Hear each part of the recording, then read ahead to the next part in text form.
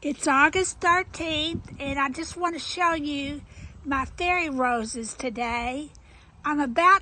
Yesterday I got a new dehydrator in, and I'm going to try to dehydrate some of these fairy roses. It's an experiment.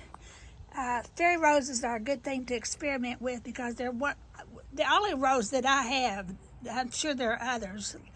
The only rose this has fragrance, which a bit of fragrance. It's the only rose I have that has fragrance that blooms continuously. This has been in continuous bloom since about April, I think. I can't remember what the date was exactly, but it has been in bloom all summer long. Literally, it's like chain smoking, but it's chain flowering. When one section withers and dies, I clip that. I'm about to come out here and deadhead that.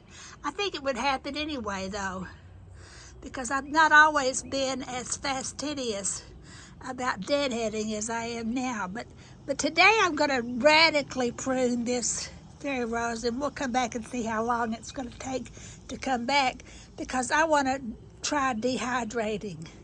So hang fast and let's see what happens.